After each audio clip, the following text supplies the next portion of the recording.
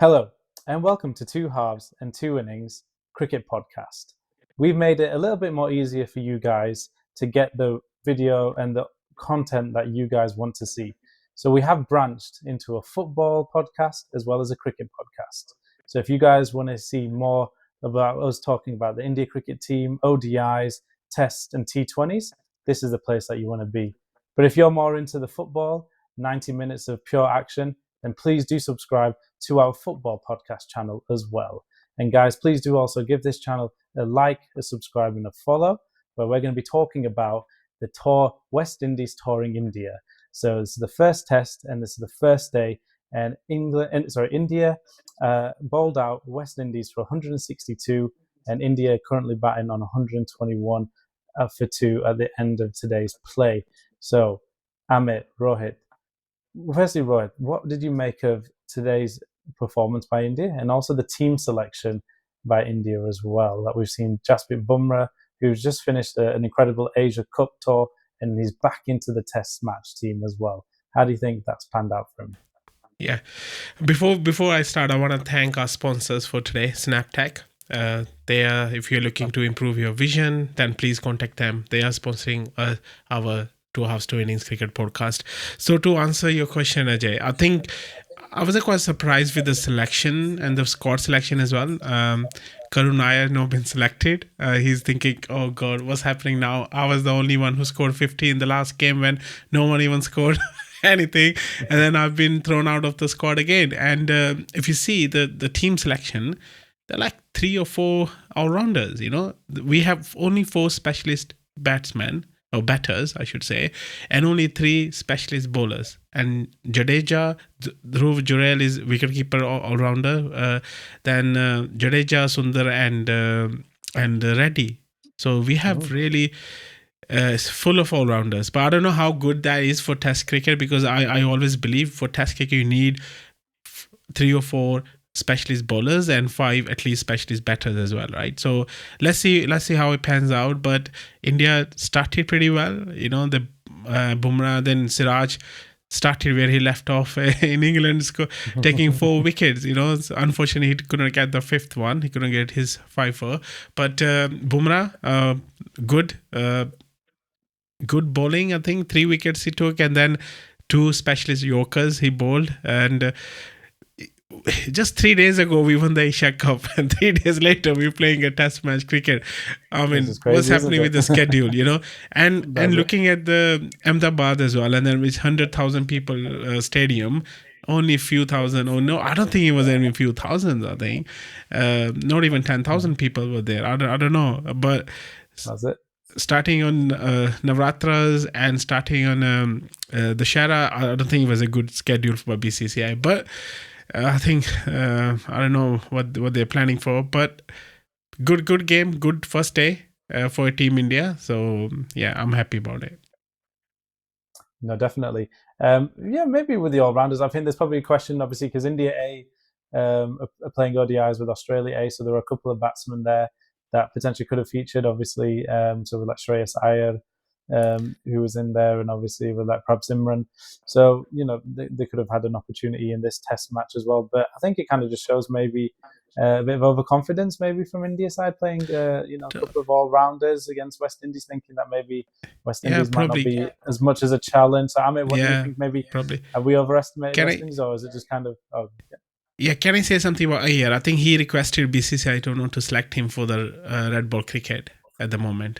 So I think Shreyas said that. Yeah, that's why he's not in the team. I think but they were looking to get him into the team for this series, I think. Okay, So I mean, obviously, it's paid well off, because obviously we bowled West Indies at 162, and our main wicket takers are our fast seamers of Jasprit Bumrah and Mohammad Siraj. I mean, DSP Siraj, this guy's unstoppable. It's been a fantastic year for him in 2025. Obviously, leading, went to England and got the winning wickets in that last, day of the last Test, and he's picked up where he's left off.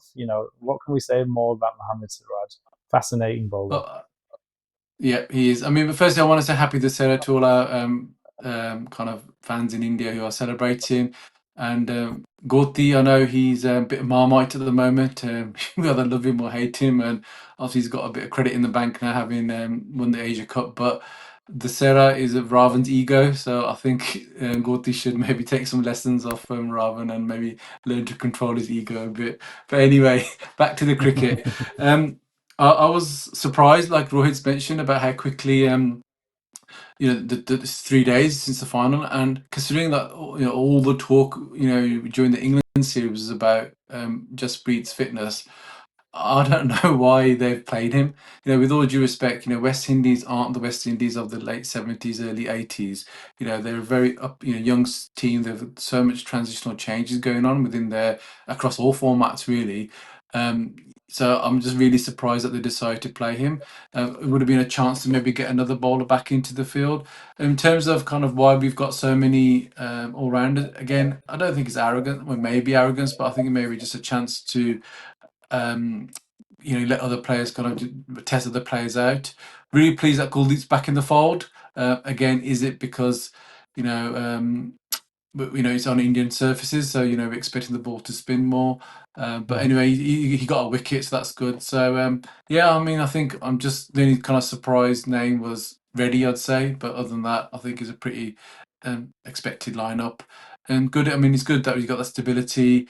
I'm not expecting the game to last 5 days at all. I think it'll probably be finished by when this is day 1. So yeah, probably Saturday, day 3, I reckon. Saturday. Definitely. Maybe it's probably a case of obviously the scheduling.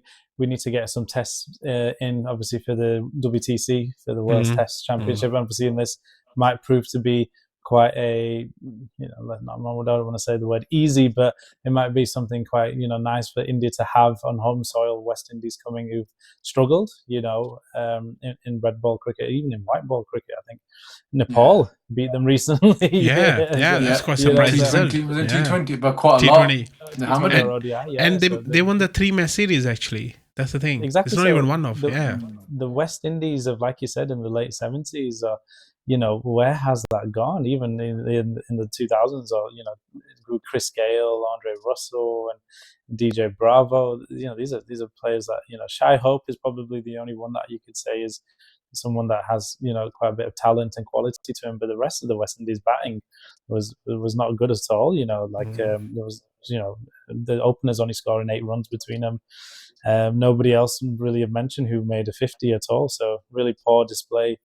And really good from obviously India's bowling, and obviously we'll go to India's batting, and Sai Sudarshan again in that number 3. So KL, I mean, obviously Karanair missed out, but Sai not really paying Goti back with dividends on his runs. So very poor shot. Inexperience or just trying to show off? No, I think he's inexperienced, but I think he should be experienced in Indian conditions. You can't say that, right? He's been playing domestic cricket for so long and plays in IPL as well. But I think it was a poor shot selection, and he knew that it was just very poor shot.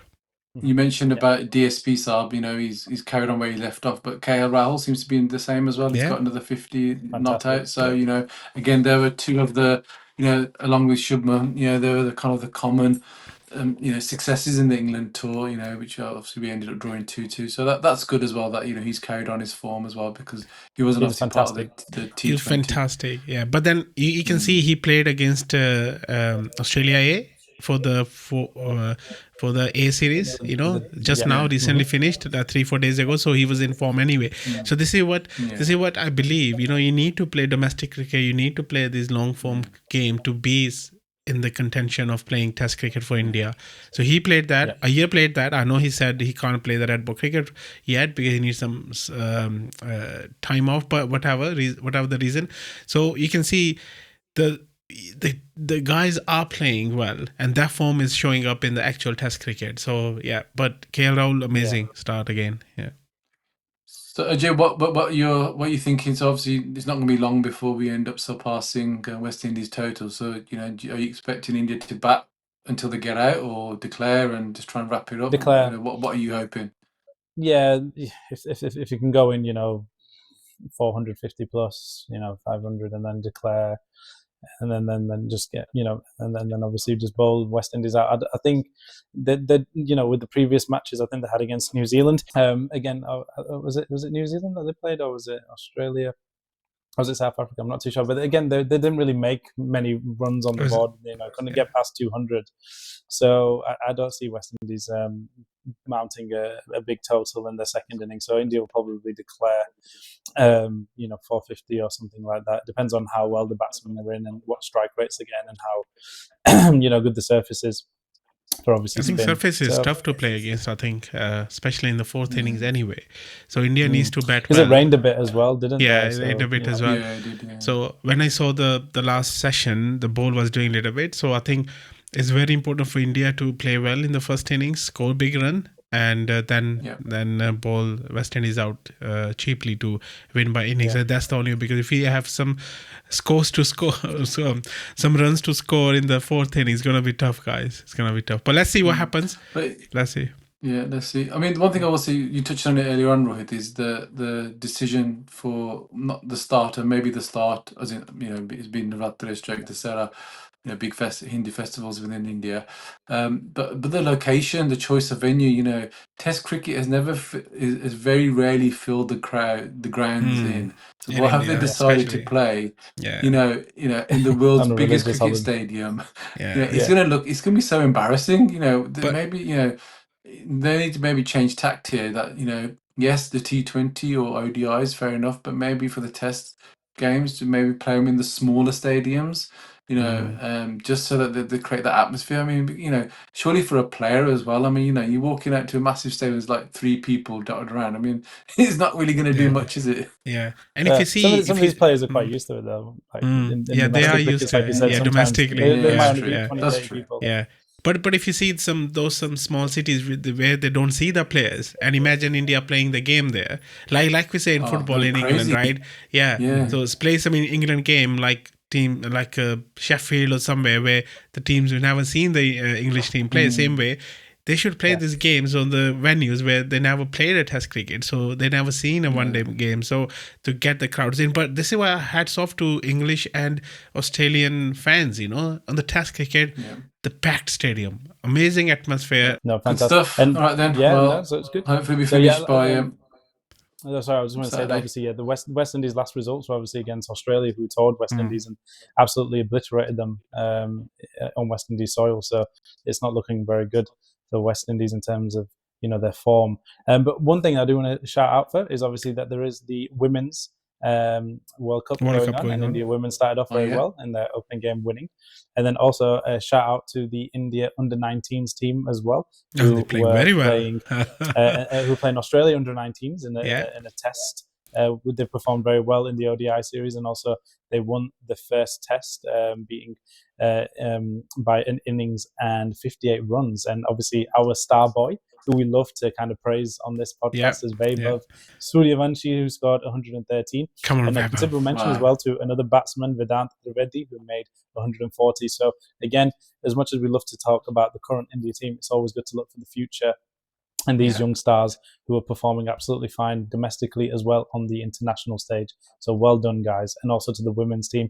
Let's hope India women's cricket team can go forward and lift the cup as well. So let's because they've been very lucky in finals, haven't they? Weeks ahead. Yeah, they've got to quite a lot of finals, but they haven't got over the line yet. So hopefully, fingers crossed, they do it this time. And on home soil as well, isn't it? It is. Home soil, that's it. Yeah. So come on, ladies. All right then, boys. Bring it. Cool. Yes, thank you guys for coming and joining us on this discussion. And guys, thank you so much for watching. Again, this is 2 halves, 2 innings on our cricket podcast. And if you want to follow us and watch more cricket related content, then please do give us a subscribe. And also we have our football content on our football podcast, and also please do give a subscribe to that. And thank you to our sponsors again of Synaptech, improving your vision through ophthalmic lenses if you're into sports and giving you that cutting edge. Remember, take guard, and we'll kick off. See you on the next time. Take care, guys.